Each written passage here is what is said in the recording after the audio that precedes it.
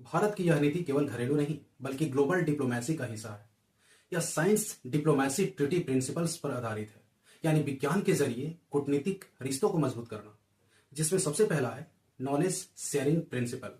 भारत और विदेशी संस्थान मिलकर को रिसर्च करेंगे, जैसे क्वांटम टेक्नोलॉजी, क्लाइमेट साइंस और हेल्थ टेक में।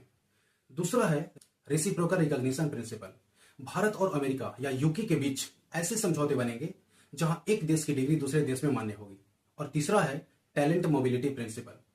वैज्ञानिकों को एक देश से दूसरे देश में आने जाने की फ्रीडम ऑफ रिसर्च दी जाएगी। इन संधि सिद्धांतों से भारत ग्लोबल टैलेंट हब बनने की दिशा में आगे बढ़ रहा है। अब सवाल यह है कि इसका भारत की अर्थव्यवस्था पर क्या असर होगा। सबसे पहला असर होगा इनोवेशन जीडीपी का।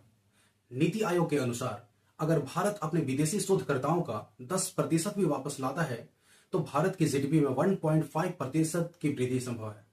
दूसरा है स्टार्टअप इकोसिस्टम। वापस आने वाले प्रोफेसर सिर्फ पढ़ाएंगे नहीं बल्कि भारत में डीप टेक स्टार्टअप्स बनाएंगे। तीसरा है टेक सुवर्निटी।